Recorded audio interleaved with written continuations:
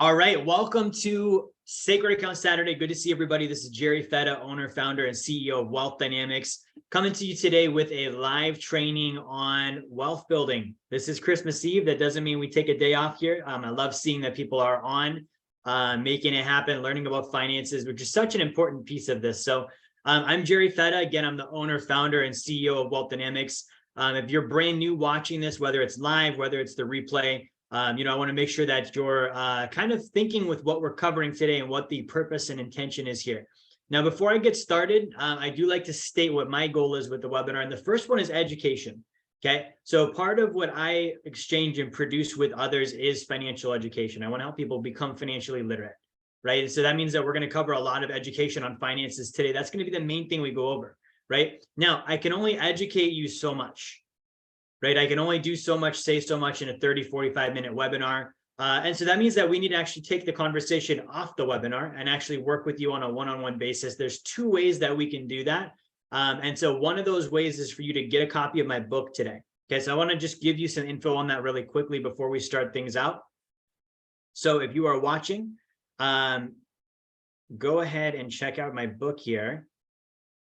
Here we go. So this is my book, Blueprint to Financial Freedom. And so what this is it's a book that covers the entirety of how to build wealth, right? And it does it in correct sequence. It's really easy to have conversations about really cool financial tools and different wealth building options. Let me go ahead and just close my Facebook browser out here.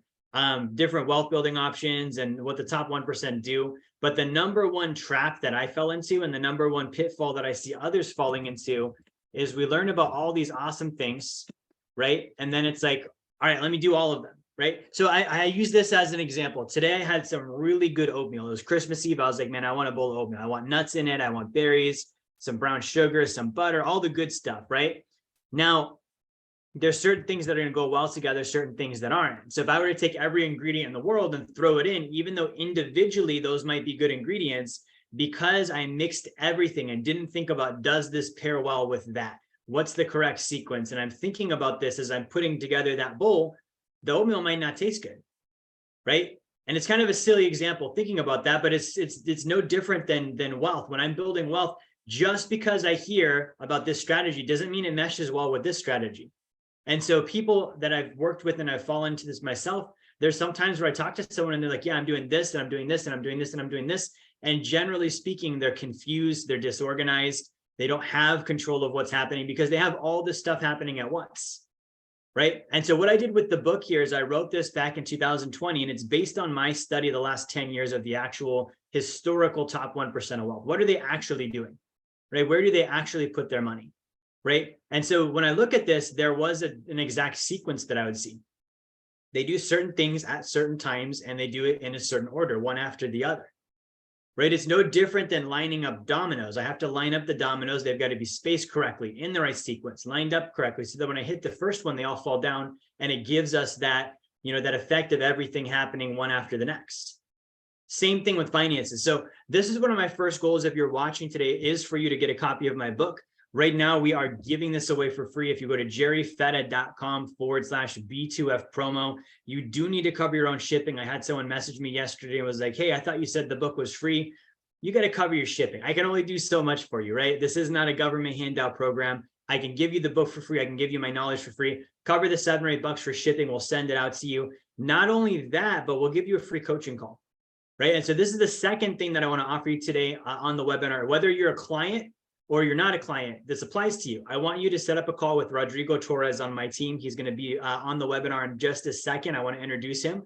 But even with the webinar and the book, I can only do so much. I need help. I need a team, right? Think about it like building a house. We call this the Blueprint to Financial Freedom for a reason. It's a blueprint, right? And so if I was following a blueprint, usually that's for building a home or a piece of real estate. I need to have the actual blueprint. I need to have, here's what I should do, when I should do it, in what sequence. Like this exists with building anything really. And then from there, I've got to then go look at, okay, do I have the right tools? So my team has the right tools. I didn't just write the book. I developed, okay, on this step, here's all the things you're going to need. Here's the tools. We provide those. We have those for all of our clients. Okay, you're going to need consultation. We provide consultation. You're going to need the right teams. We have the right teams set up for you. And so it's no different than building a house. You need the blueprint, you need the tools, you need the materials, you need construction workers, unless you plan on swinging the hammer and doing the whole thing all by yourself. Right. And so that's part of what I want to offer you, as well as a free coaching call with Rodrigo Torres today, so that you can actually start working on these and implementing them in your own life. Right. So that's my intention. That's my goal. It is for you to get help from us. It is to share education, but it also is for you to become a client, or if you already are one, to work with us on your next steps towards building wealth. Right. And I would be doing a disservice to you if I didn't help you do those things. So to start out, I do want to make sure I cover some ground rules. I cover these every single week. The first thing here is I want to make sure that you have a purpose for being on the webinar. Okay. What's your goal? What are you trying to accomplish? Right? Why is that important to you? Why does that matter? Why is that your goal? And how are you going to go about doing that? And I want you thinking with that before we start the discussion today, so that you can get that info. Okay. I don't want you to leave today and be like, this was really good information. What do I do? I want you to be like, okay, I got this, and this. I'm going to go home. I'm going to do them now. Right. And then we can help you, and we can give you the book. We can give you the education. We can give you the coaching, but you have a clear definition and direction of what your goals are, how you're going to get there, and how you're going to, what steps and sequence you need to take. Okay, so that's the first thing. Second thing is I want you to remove the idea that finances are hard to learn, right? This is another example. When I hear people say stuff like, oh, I'm bad at finances, or oh, I'm bad at technology, or oh, I'm bad at, marketing. That's actually the reason why that person's bad at it. They postulate, they tell themselves, I'm bad at it. So then they got to be right. They're going to be bad at it so they can make sense of why they keep saying it. So the number one way to change that is stop saying you're bad at it. Stop saying finances are confusing. Stop saying I can't learn about this stuff, because finances come down to two things, right? So we hear this really high level concept. Okay, fancy words, it sounds sophisticated, all of this stuff. But at the bottom of this is very basic mathematics, right? What we see at the top are the words. Okay, every word has a definition. So if I can define the definitions of the words being used, I can understand what's actually being said with the concept. Now, even the basic words represent mathematics. Okay, so mathematics basically add, subtract, multiply, divide. I can do all of that on a simple calculator.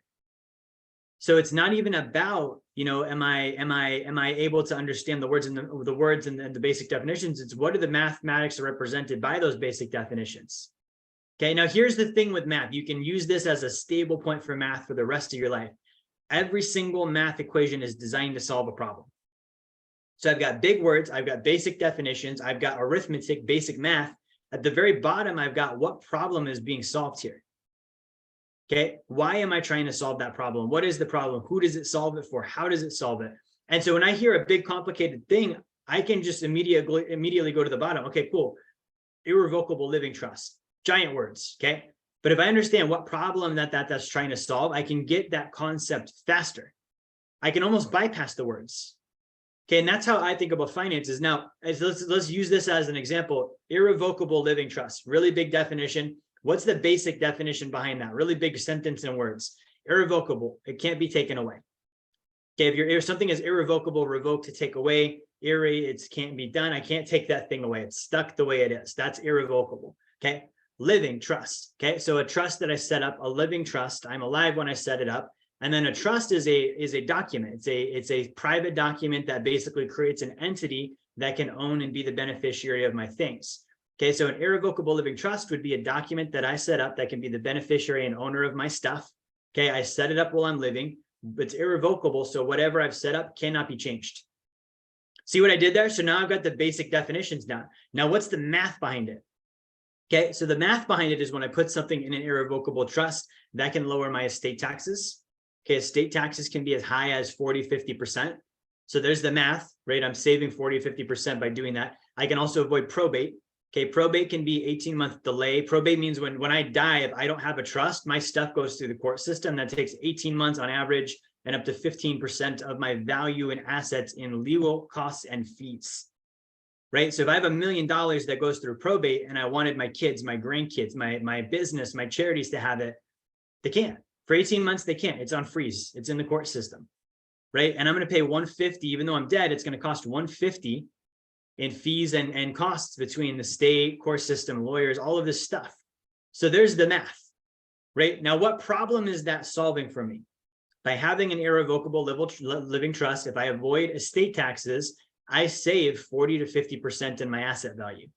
Okay, that's the first thing. The second thing is, I have this avoidance of probate. My beneficiaries, my heirs, they can get my assets sooner, the way I intended. And I save 15% in legal costs and fees. So there's the problem that's being solved. See how simple that was? So I want to get, like, my goal is for all of my clients to get to the point where you can take a high level concept vocabulary and then just go down to the bottom. Okay, what's the problem being solved? What's the math behind it? What are the basic words? How can I explain it to someone like a 5-year-old? And then it doesn't matter what it's called. Okay, all that shit's made up anyways. There's a bunch of lawyers, accountants, bankers that came up with fancy, complicated definitions so that we feel like we need them in our lives, because otherwise there's no reason we would pay them for their services if we could understand it all ourselves. Right? I'm not a lawyer, but I help people with legal services. I'm not an investment advisor, but my firm helps people with investing. I'm not a CPA, but I own a tax firm. Right? And the reason being is I understand the bottom. Okay, the top is for the nerds that went to school to learn what the words mean, right? I understand the bottom, what problem is being solved and what's the math. You can call it whatever you want to call it, as long as you know the bottom too. And that's all you need to know about learning about finances. Understand the problem being solved and the math behind how it's solved. And you could literally call it a Tootsie Roll if you want to. It doesn't matter, right? The words are made up. So as we get into this today, I'm going to do my best to keep it simple. I'm going to stay away from big words and terms. I'm going to try and keep it simple. I want to make sure you understand the problem we're solving, the math behind it. That's the main thing. And then we'll talk about what it's called, how it works, all that stuff. Okay. So that's all on the point of understanding money. Okay. Second point is we've got to get rid of the idea that we know it all. Okay. Nothing is worse than a know-it-all, because a know-it-all does not often actually know the things they think they know. Okay. Everyone thinks they're a genius till they realize they're not. Like, the worst mistakes I ever made, I didn't think they were mistakes when I was doing them. That's the trick behind it. You're not like, oh, this is a really bad idea, I'm going to do it now. You're like, oh, this seems like a good idea. I know everything I need to know, I'm going to do it. And then it turns out to not be. So we almost have to take the stance of, like, there's always more to learn.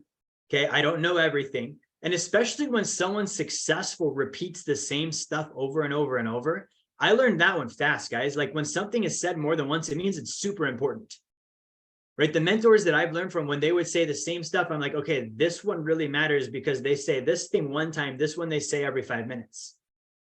So that's the one I'm going to really latch onto and find out, why are they saying this so often? Why do we keep going back to the same message, right? And that tells me how important it is. And that opens me up to learning stuff, even though I heard it already. And I relate this to, like, the gym. Almost every week I say this. It's like going to the gym. You don't just do it once. Okay. Your body doesn't care that you went yesterday. You need to go again today, right? It's something you have to continually do, right? Same thing with investing. You can't just do it once. You've got to do it again and again and again. Anything worth doing and worth hearing is worth overdoing and overhearing. If it's not worth overdoing and overhearing, it's not worth doing at all. Okay. So that's on the point of just open the mind up. Okay, we're going to say the same things that we said last week, this week. A lot of it is common stuff because it matters. Are you winning with it? Do you have the concept down? Are you applying it in your life? And if not, there's more to learn. Okay, so that's the second point. And then thirdly, I do want this to be an open thing. So ask your questions in the chat. I do tend to enjoy going live on these webinars just because it keeps me connected with you guys. I'm super busy. I'm the CEO of the company. I do these every Saturday. And so I don't get to talk to everyone all the time. This is your opportunity to talk to me, my opportunity to talk to you. I value that a ton. So if you have questions, drop them in the chat. If you've got a microphone, let's mic up and let's talk about it. Otherwise, I'll read your question and we can answer it that way. And then finally, last but not least, without further ado, I do want to take a moment and let Rodrigo Torres introduce himself. Rod works for me. He's on my sales team. And so he is in charge of basically meeting with you guys on these calls. Right. And I did say sales. We are a sales organization. Every company needs to sell. We're proud of that. We don't hide it. We have a great product. We have a great service, and we would love to help you get involved with it. And so that's one of the things that Rodrigo does. Okay. So he's going to be answering questions. He's going to be setting up calls with you. If you have a book, he's going to do a free coaching call with you as well. And so one of my goals with Rod is to keep his schedule as busy as I possibly can, helping people.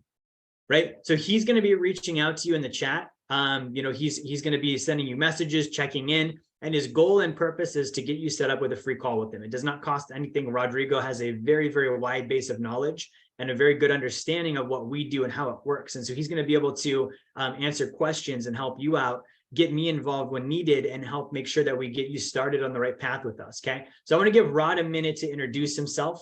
And then we're going to jump into our content today. Hey, what's up, Rod? Thanks for having me on today. And thanks to all our clients who are on, or even if you're not a client.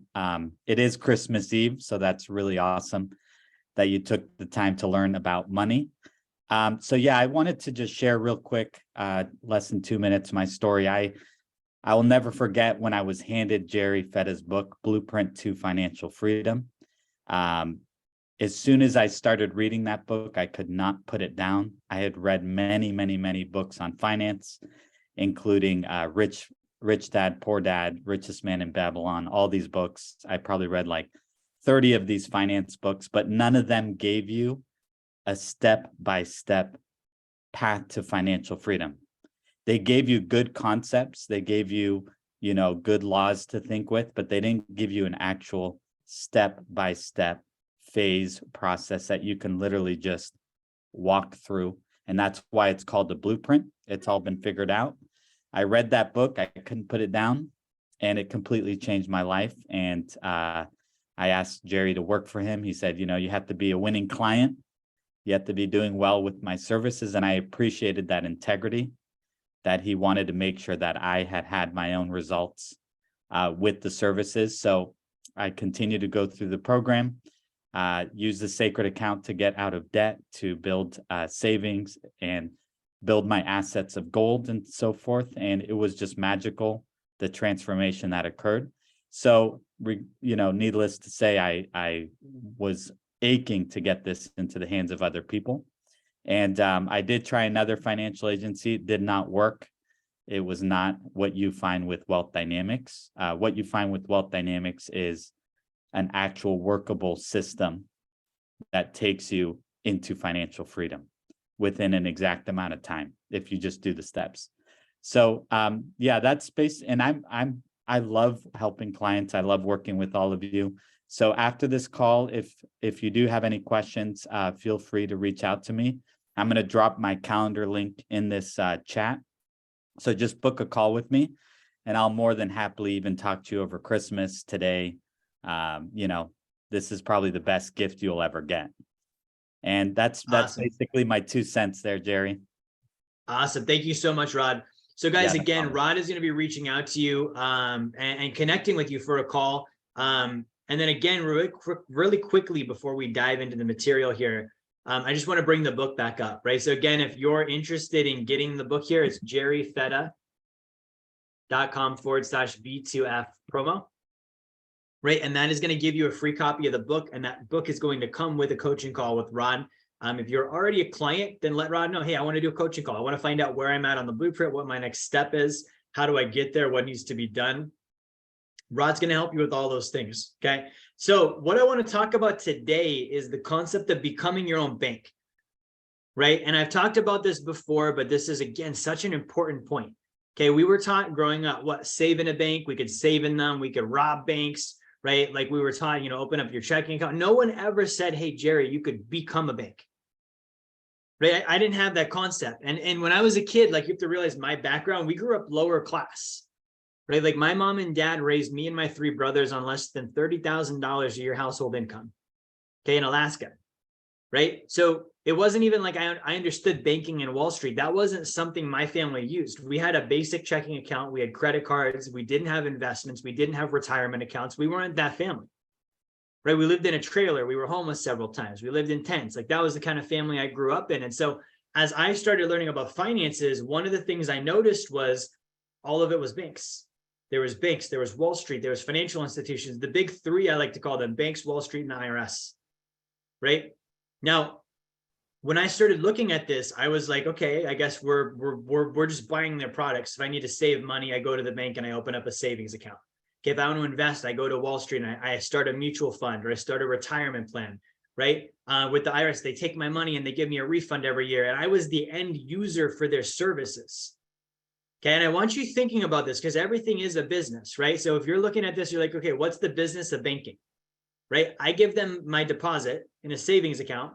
They take all of that money, right? They're keeping zero of it in reserves. You can go Google this. The reserve requirement for federal banks is 0%, meaning they can keep none of the deposits.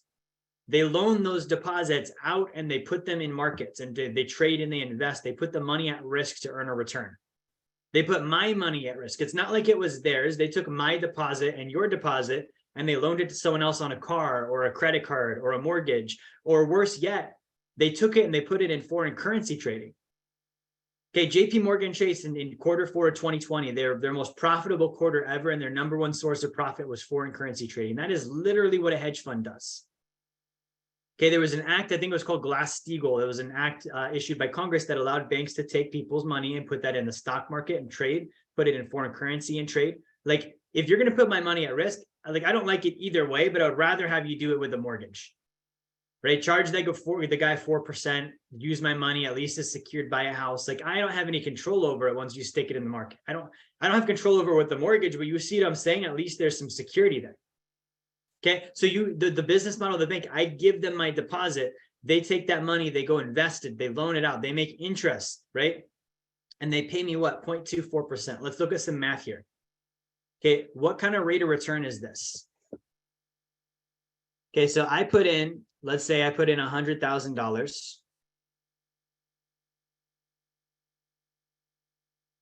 And they're going to pay me 0.24% per year. Okay, that's almost 2.5%, right? Like that means per dollar that I'm putting in, they're paying me a quarter of a penny, right? Like I'm not getting a lot of money on this. So I'm putting in $100,000. I'm getting 0.24%. I'm going to pay taxes on this, by the way, that interest income. And then they're taking my money and they're doing what? Let's say that they're doing a mortgage and they're charging someone, this 100,000, they're charging someone else 6% on. Okay, now we might look at this and say, well, 6%, that's not a huge return. I could go make more, true. But when you think about what's their actual investment here? Zero. They're using none of their own money. That means that this is an infinite rate of return. They're making 6% on 100,000 of my money, not their money. They put $0 in. Zero. They fronted no capital. And they're going to make a 6% return on my $100,000. Now, their cost of doing this is 0.24%. So essentially, they're borrowing my money, paying me 0.24% a year, and they're going to go make 6%. So let's look at the math on this, right? So 6 divided by 0.24. Okay, that's a 25x return, also known as 250%. That's ridiculous. Okay, this is the business model of banking. So I'm the end user giving them my money. My benefit is I get 0.24% and I get a piece of paper that says, hey, if we lose all your money, the government will cover it with insurance. Well, that's awesome, but the insurance is funded by my taxes. So it's not like I'm actually getting a benefit there either. I'm just going to pay more in taxes.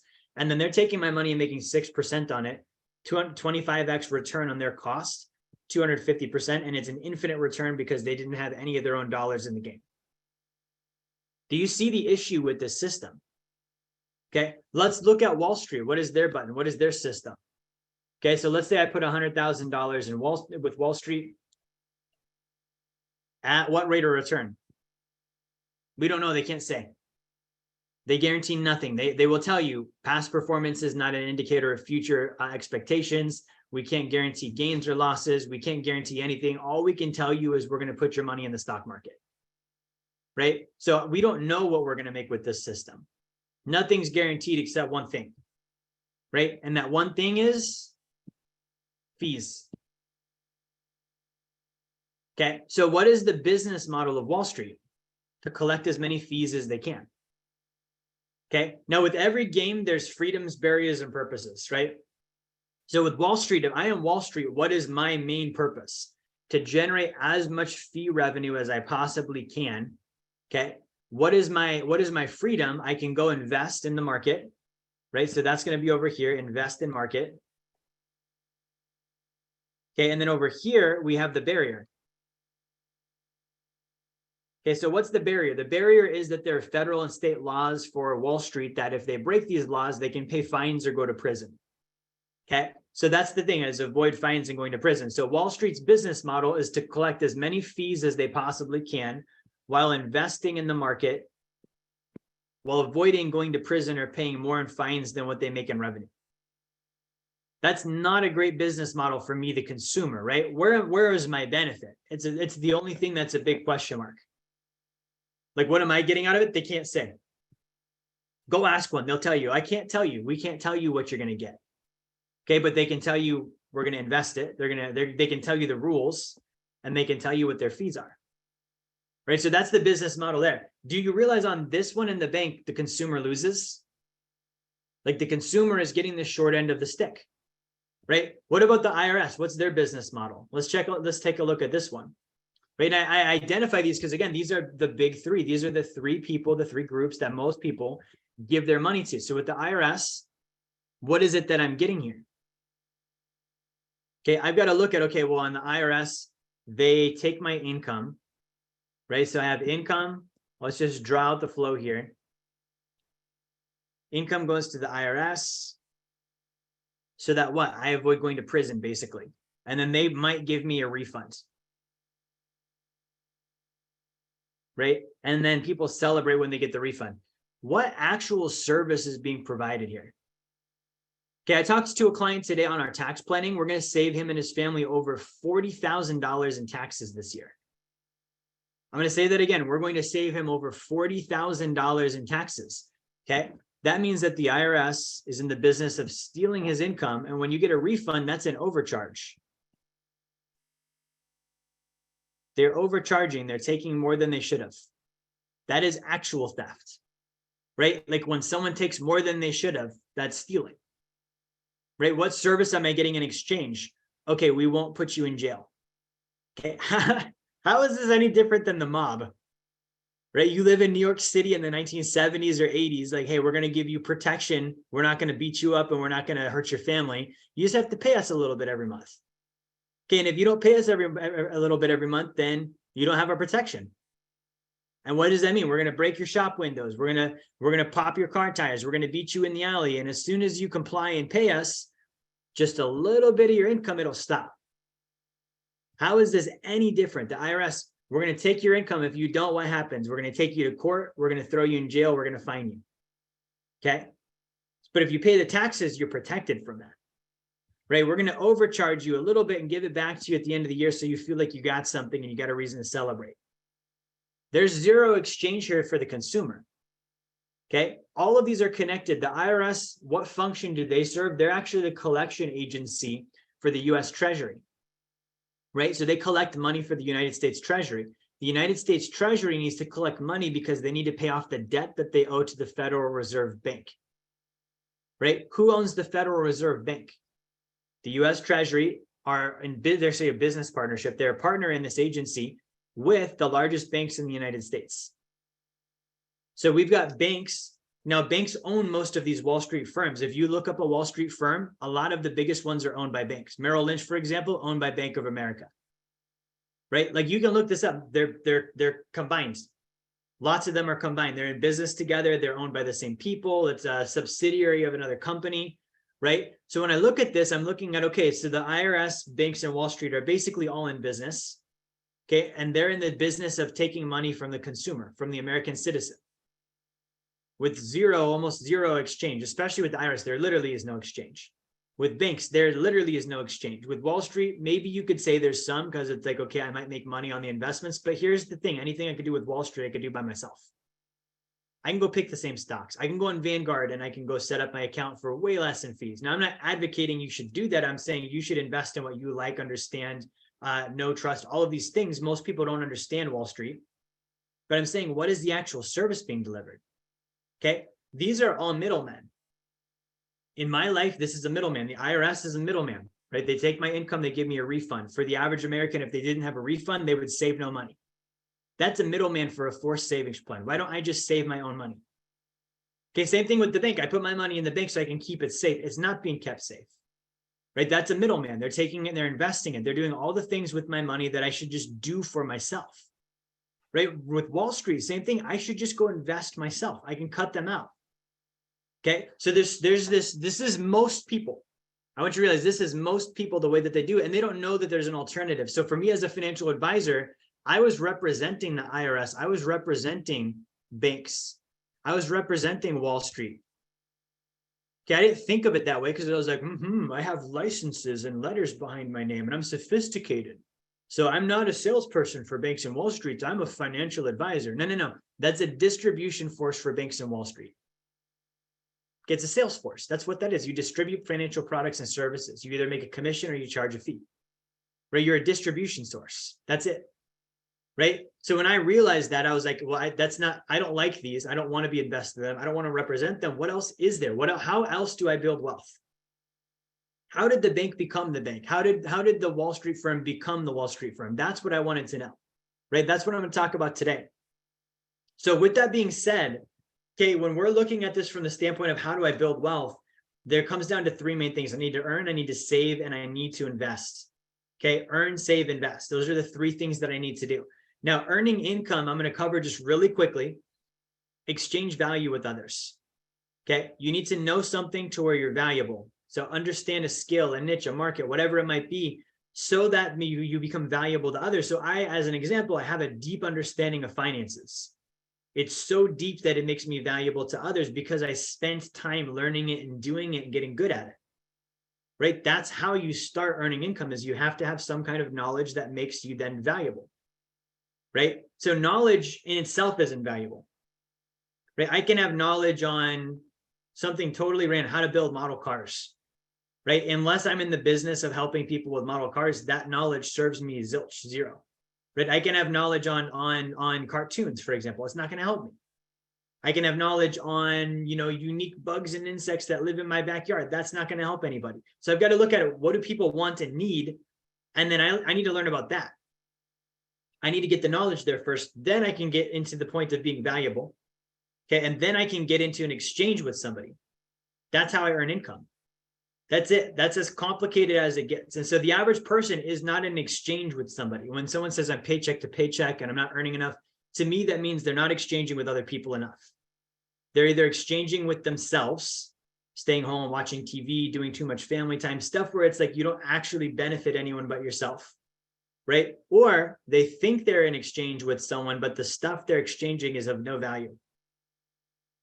Right? So it's got to be something that's valuable. How does it solve the problem of others? And if it does that, I earn more income. And that's the first point of this triangle of wealth. Okay. Second point is save the money, right? Save, I set it aside. I keep it. I store it up, right? So it's not just what I earn, it's what I keep. It's also not just what I keep, it's where I keep it. This gets to the point of what we're talking about right now. Most people are keeping it with banks, Wall Street, and the IRS. Okay, nobody's going to get wealthy giving the money to a bank. Nobody's going to get wealthy giving the money to Wall Street. Nobody's going to get wealthy giving money to the IRS. Instead, you're making those three entities wealthy. That's how they become wealthy, is they take money from others, use it to build wealth, and then give little to nothing back in return. That's the business model, right? So if I want to break that, then I have to stop giving them the money. And then it comes down to, well, how do I most effectively do that? Right? So I'm going to teach you one tool today. It's called the sacred account. Okay, it's called the sacred account, and I'm going to show you how this prevents you from giving money to each of these groups. Okay, so first up, we have banks. We have Wall Street. And then we have the IRS. Right? So we have to, again, look at what situation does someone usually give money to a bank? There's usually two situations. They're either depositing savings or they're taking a loan. And then they're paying back the principal and interest on the loan. And that's the situation where they would give money to a bank, right? So banks looks like this, right? I'm depositing money into a bank. Now, instead of depositing money into the bank, I'm going to go over here and I'm going to deposit money into my sacred accounts instead, right? Why would I put it in the sacred account instead? Okay, so the sacred account is a form of high early cash value dividend paying whole life insurance. Okay, I'm going to say that again. High early cash value dividend paying whole life insurance. The rules of the sacred account look like this. If I put $1 in, for example, there's a couple benefits I'm going to get from that dollar. The first one is guaranteed growth. Not only guaranteed growth, but actually 150 to 200 years of actually doing that without ever not growing. Like every single year since the Civil War. that kind of growth, including the Great Depression, including the 1950s recession, including the 80s recession, including the tech bubble, including the mortgage crisis, including COVID, right? Like the sacred account still grew. It actually kept its guarantee. Second guarantee is guaranteed to never lose money. Okay, so right there, I'm already beating Wall Street. I'm already beating the IRS. And on paper, it's the same as the bank, right? It was like, okay, I can put money in the bank. It's going to guarantee some kind of an interest rate and they're not going to lose it, right? So it's kind of like almost like, okay, these are level, but let me show you the other ones. Okay, so guaranteed to grow, guaranteed against loss. The second thing is you get protection from taxation. Beat the bank on this one. The bank, I'm going to pay taxes on my interest. If I earn more than $10 in interest on a bank account, I will pay taxes. Okay, so that's the thing I've got to look at is, okay, on the sacred account, there's no taxes protected from that. Okay, it's protected from creditors.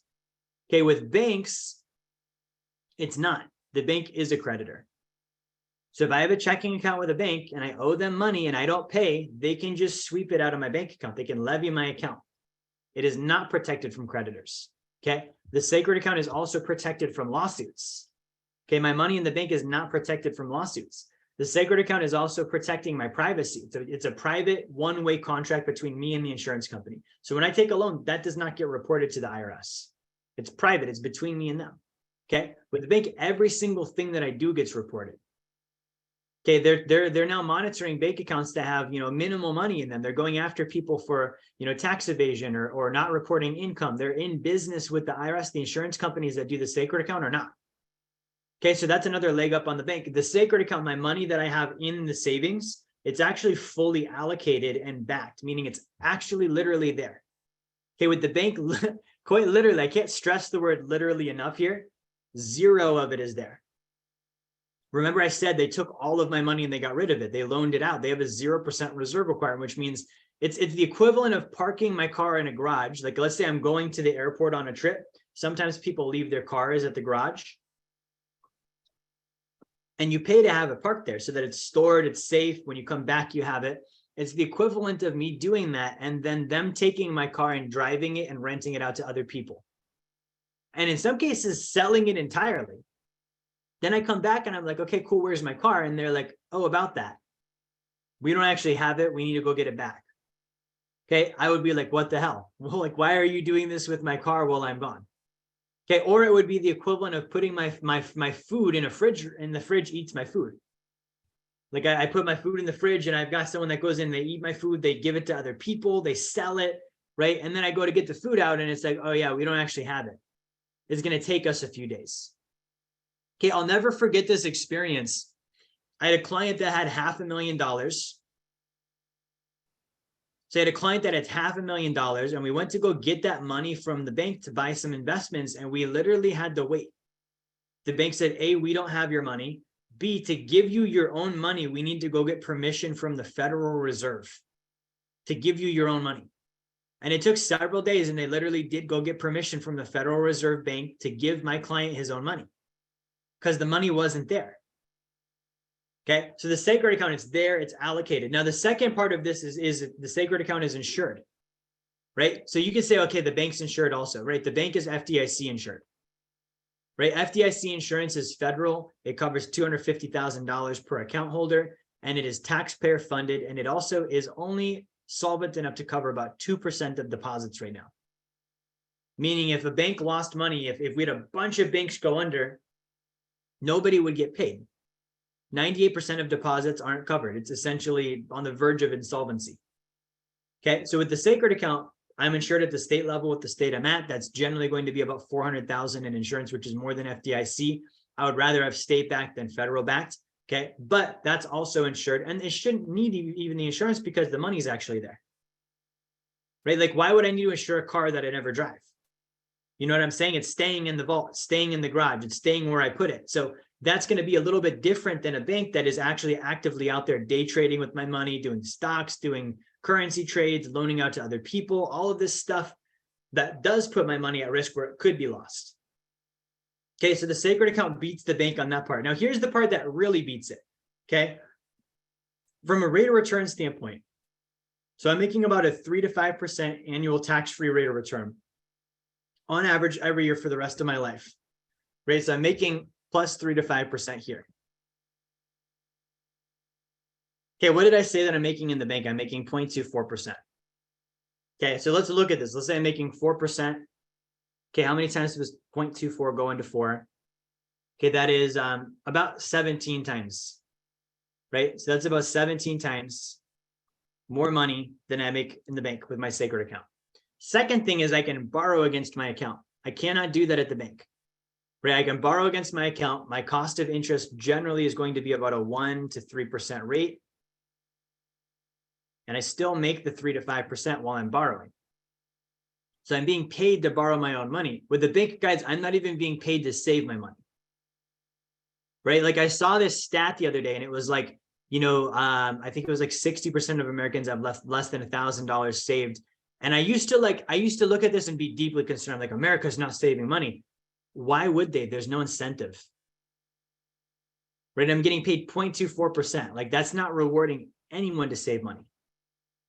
Okay, if I go over here, I'm making 3 to 5. That's more like it. I can borrow and it's going to cost me 1 to 3% to borrow, but I still make the 3 to 5 like it never left. I'm actually making more in interest than I'm costing in interest. Okay, then I can take that money and I can invest it, right? So that's how we beat the bank with this. Okay, the second one here is going to be Wall Street. And really quick before I jump into Wall Street, I do want to open this up for some questions. If you're saving in a bank right now, I want you to think about why. Other than you're familiar with it, other than they did a really good job of marketing to you, okay, other than you just don't know where else to go, why would you save in a bank? What is the purpose? Is that an intentional thing, or is that like I didn't know what else to do and so I just do that? For most people, it's the second one. Okay, so I'm going to open this up for some questions. And again, if you're being reached out to by Rodrigo in the comments, I'm going to just give you a quick nudge and let you know, so you can reach out and do a call with him. All right, so let's check our chat here. All right, so really quickly, Donna, it looks like Rod sent you a message. If you could check your chat with Rod, you can connect up with him for a call. And again, guys, Rod is here to set up a call with you to answer your questions. So if you see his chat, don't be that weird person that pretended like you didn't see it. Give him a message. If you're not interested, just tell him, hey, hi, I'm good, right? But if you're interested and you do want to set up a call, let him know and he'll set that call up with you. So it looks like Donna, Myrna as well. Rod reached out, so check your chat for sure. Joshua, check your chat for Rod. Lawrence, good to see you. Happy holidays. Ernesto, it looks like Rod reached out, so check your chat, Ernesto. Ricky, good to see you. Okay, Rod did have an announcement. So we are having a buy one, get one 50% off sale for Christmas. It does end tomorrow. Okay, so if you're not a client yet and you'd like to become one and you're like, hey, I want to do a sacred account and maybe I want to get Wealth Dynamics University, or I would like to get a tax what if plan. A tax what if plan is us coming up with a plan to reduce your taxes. Buy one, get one 50% off. It does end tomorrow. If you want to do a self-directed retirement account, you could pair that up. It's a great way to start because you want to do the sacred account. What's the second step you want to take? And then we just pair those two together and you get half off of one of those services. So that does end tomorrow. Rod can help you with that.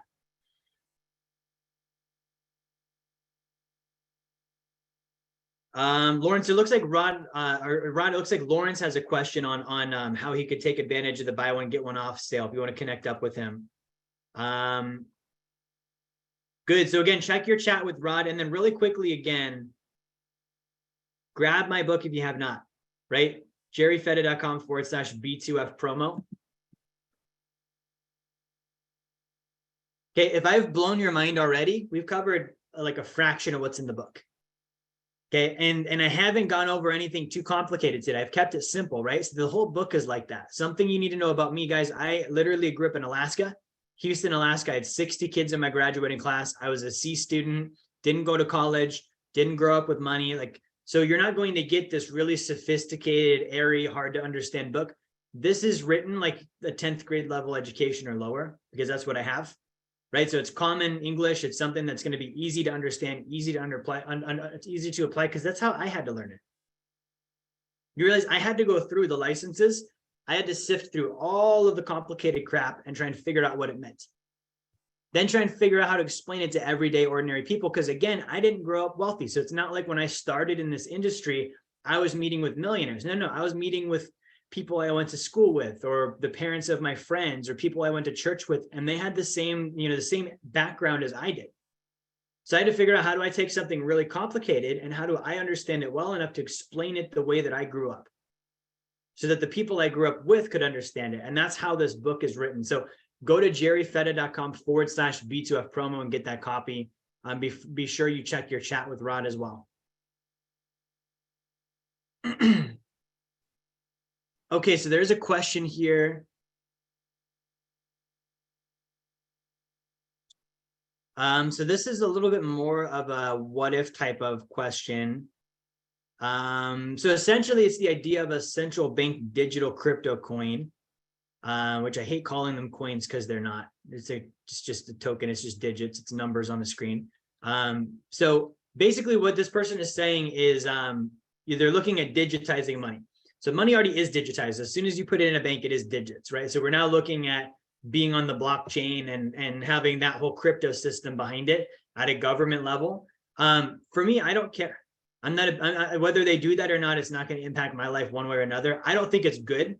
So this person is saying, hey, we should all be aware of this and say, hey, this is a bad idea. I agree with that. But if it's going to happen, it's going to happen, right? And so what that comes down to is, again, am I a consumer or am I an investor? If I spend my monthly expenses in a US digital currency, I really don't care, right? Because I'm not a spender, I'm an investor. I'm going to buy real assets. I'm going to do seller finance where there's actually a house. It ain't digital.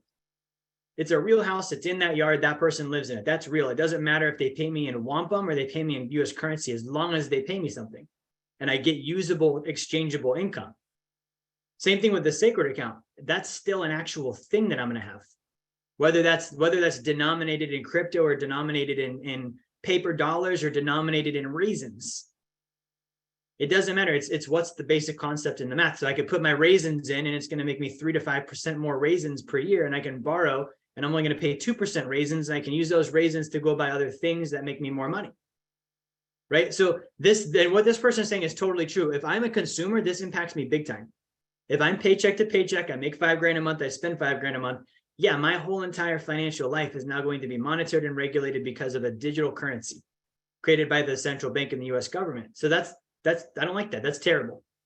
Right? Now, if that $5,000 a month represents this much of what I actually do with my finances, and it's like, okay, yeah, the money I spend at Target and on gas, they know where it went, fine. Like, that's not a big deal.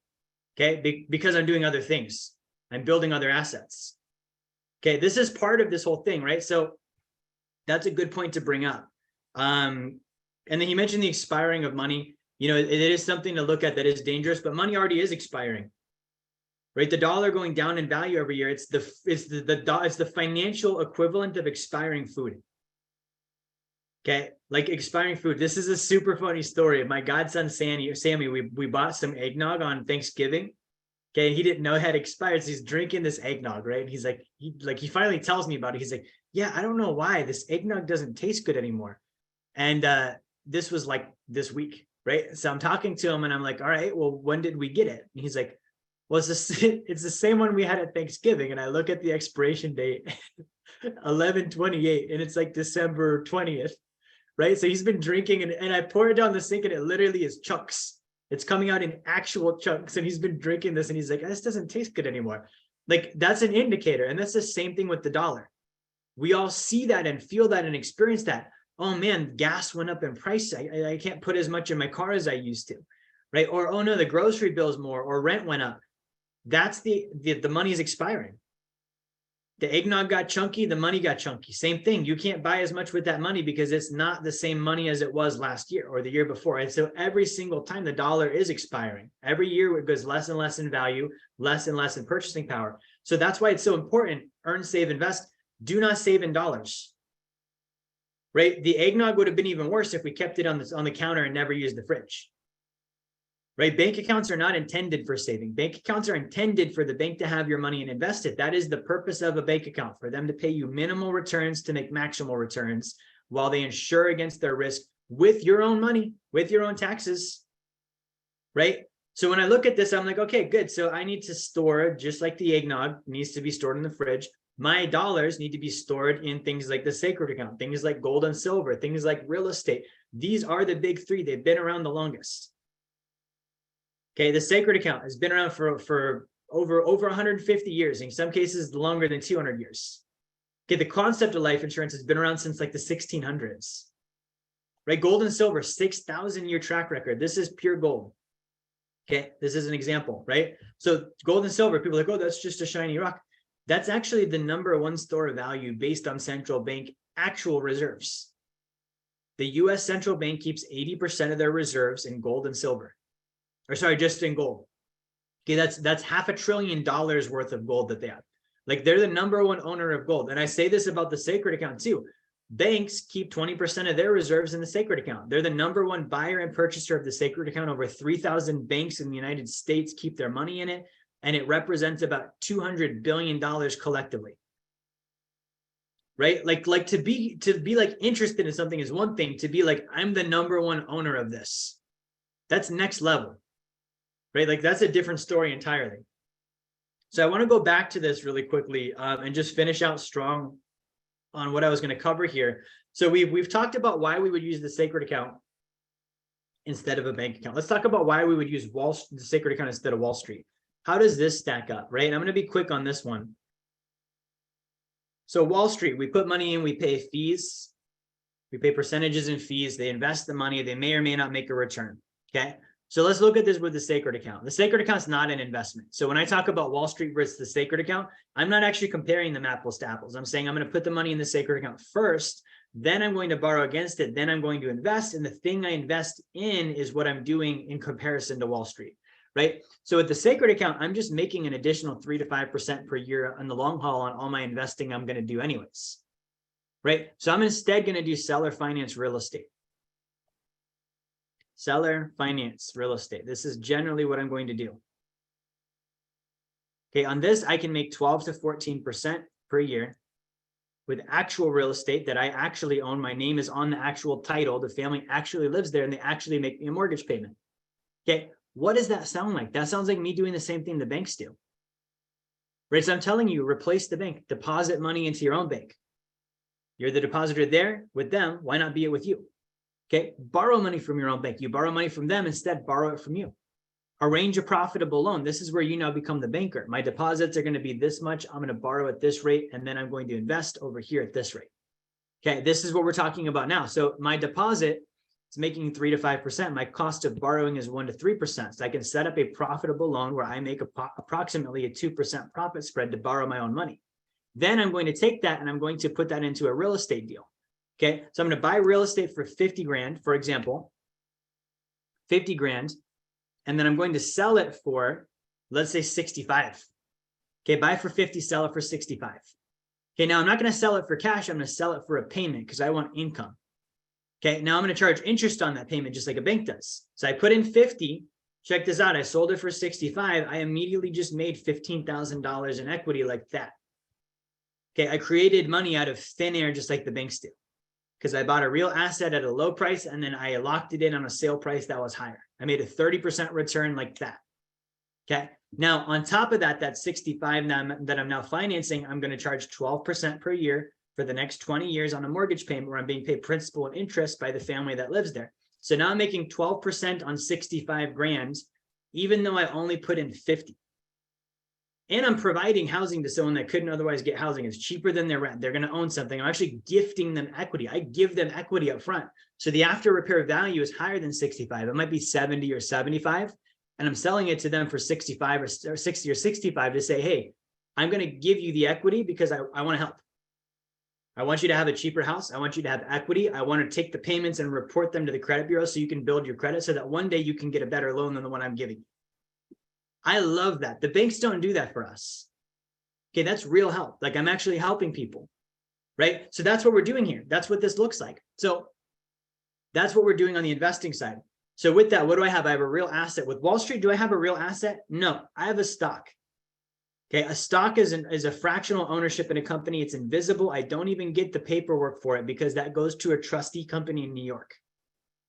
They keep it, right? It's literally backed by nothing. The value is completely made up. Most stocks aren't even backed by earnings anymore. There's so many zombie companies in the S&P 500, meaning they're being publicly traded and they're taking out debt to stay in business and they lose money every year. And people are still freaking buying it. That's in your retirement account. Your retirement account is buying mutual funds that own companies that have no earnings. Why is there even why is it a thing? That makes no sense, right? You look at that and you're like, it has no value. It's negative cash flow. They're losing money. They borrow money every month to stay in business. Yet somehow the share price went up. That makes a whole lot of sense, right? So I don't have that with the sacred account. I don't put it in the stock market. It's a real house. It's actually more valuable. It's got real people in it. It's got real income. If they don't pay me, I can take it away. With stock, if they don't pay me a dividend, what are my options? Nothing. I can sell it. Okay, if they stop paying, who's going to want to buy it? You see what I mean? You see the problem there? Okay, what about the fees and the guarantees? With real estate and doing seller finance, are there fees? Yes. Right? Is there a guarantee? Yep, there's a house there. I'm guaranteed to own a house. Right? That house is going to have value. There's land. There's intrinsic value, right? With Wall Street, what are the guarantees? The fees. That's it. I don't actually own anything of value. I can't actually take a piece of that company and be like, yeah, this is my part. Right? I can proxy vote. That's cute. You think the board of directors really listens to your proxy vote? No, they have their stuff figured out already. Right? So with Wall Street, the sacred account replaces the need for Wall Street. Okay. And then the last one is the IRS. Okay. The IRS, they take out taxes. Guess what? The sacred account is not taxable. If every single citizen in the United States of America put all of their money in a sacred account, the IRS would fail. Right? Like this is the impact of what we're creating. And this is not to be some crazy, like let's tear down all of the established institutions in the country. But I'm saying, I don't like paying taxes. I don't like paying taxes. So let's put it here and not pay taxes anymore. I don't like giving my money to Wall Street. So instead of giving my money to Wall Street, let me take loans against it and do real estate where I'm actually helping someone and I'm making even better returns than Wall Street. I don't like putting money in a bank. So instead of putting money in a bank, I'm going to put it in my own bank. Okay, last thing I'm going to wrap up with here. This is called the banking quadrant. And this is so important.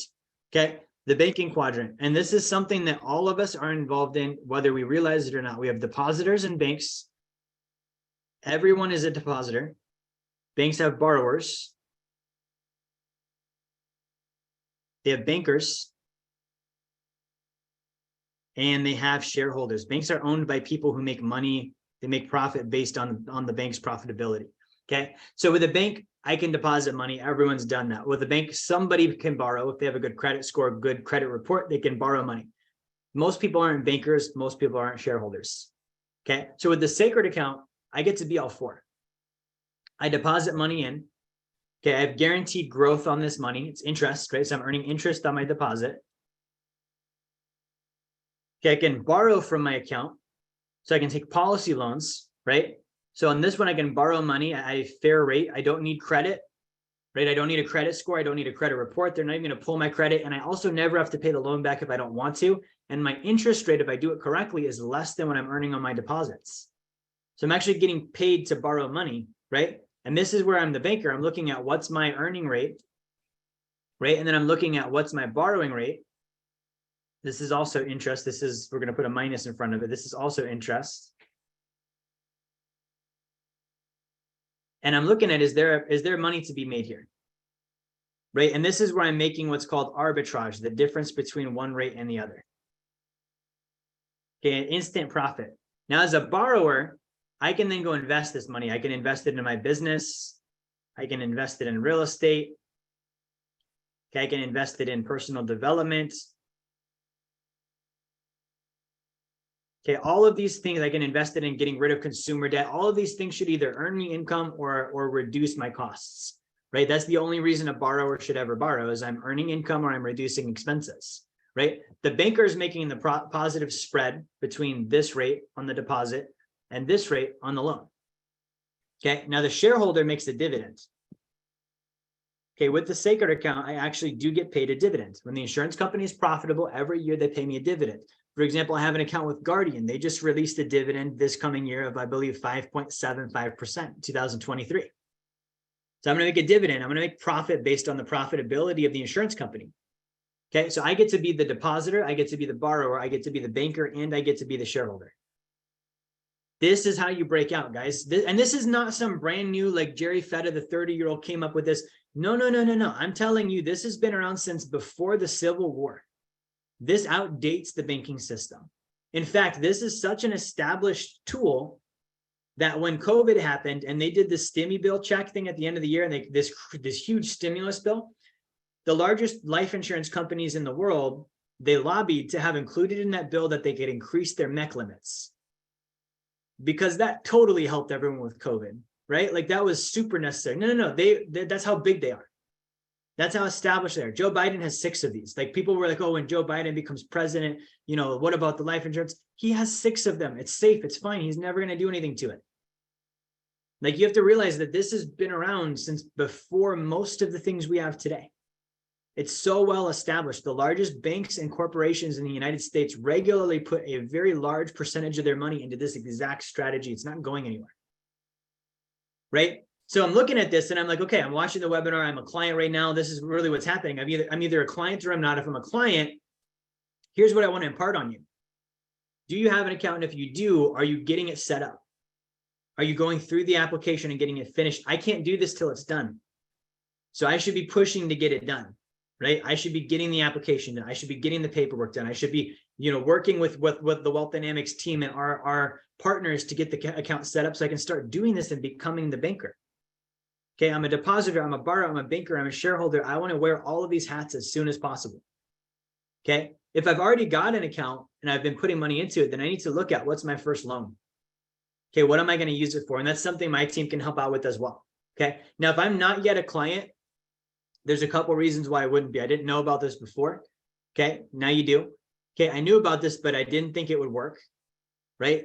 Proof is in the pudding. 3,000 banks in the US use it. This is not some weird financial scam online. It's established. You can go Google this. Google bank-owned life insurance. See what comes up, right? I can show you case after case after case of wealthy individuals using this exact strategy. It is actually one of the most proven and most boring financial tools out there, but it's effective, right? So I've heard about it, but I don't think it's going to work. Or second, I've heard about it and I don't think I'm going to use it correctly, right? I know I don't earn enough income. I know I struggle with commitment. I know that I don't follow through on things. And I know all these things, so it makes me hesitate on setting something up like this, right? You got to have the courage to start.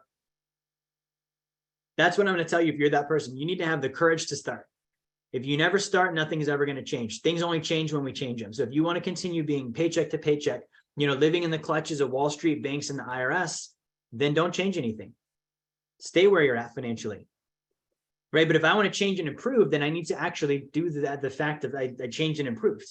And how do I do that? By taking action on something that does create a change in my life, right? So I want to encourage you, reach out to Rod, set up a call, right? Set up a call, get the book, get started, and don't do anything until it makes sense, including the thing you're doing now. If the thing you're doing now doesn't make sense, don't keep doing it, right? So many times when people start this, they go into skeptic mode. And I love that because I'm the same way. What about this? What about that? I need to see this. I need proof of that. I need to talk to these people. I want all the information. That's great. That's valid. But did you do that before you got into the thing you're in now? Did you do that with the bank before you gave them your money? Did you do that with your 401k before you started going for the free match that's not free? Did you do that with your IRS forms when you filled out your Form W-4 on your paycheck to find out if they're taking too much money from you? Did you do that with your taxes? Like, we should inspect things, but don't not inspect the things that are bad for you and then over inspect the things that are good for you, right? Don't take my word for you that this is good for you. It's math. Math never lies. Look at the numbers, right? The numbers show up. They're going to be there. The stats are going to be there. And so when something makes sense, you got to act on it, right? So I'm going to wrap up here. It is Christmas Eve. I don't want to keep you guys too long. I would just want to check the chat for more questions really quick. So again, reach out to Rod, set up a call with him and grab the book if you haven't already. Okay. So, looks like Rod and Daniel connected. Okay, so Daniel has a question. Do you swap between gold and silver as their relative value shifts? Gold to silver ratio, essentially, for long-term arbitrage. So I don't currently do that. That's not something that I do. Now, with that being said, we are setting something up like this with Mint Builder called My Wallet. And so you will be able to do trading between gold and silver. You can look at the gold and silver ratio and swap in between, and it's going to be instant. Right? It is digital. It's not crypto. It's actually gold that's in the vaults of our custodial partners. It's literally physically there, but it's actually represented by tokens on the blockchain. So this is not Bitcoin, this is not crypto. It's you own gold, and then you have digital tokens representing your ownership. You actually have them. They're similar to real estate, right? Like I have physical real estate there, and I could have a digital token representing my name on the title, but there's actually a property. It's actually there. It's actually allocated. So then you could swap them back and forth, right? That's a little bit more of a trading play. And I think that that's great if you have the time to do that. For me, I buy gold and I buy silver and I hold it. I lease it, I borrow against it, or I store it. But at some point, I might do some trading with it once we get this My Wallet set up via Mint Builder. So that's definitely an option. Good question there. I don't see any other questions here on Zoom. Let me just check Facebook really quick.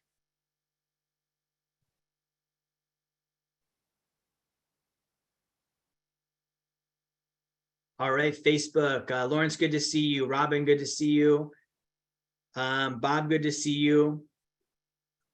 Awesome. I don't see any questions on Facebook. So guys, I do want to wrap this up. Daniel, connect with Rodrigo on Mint Builder.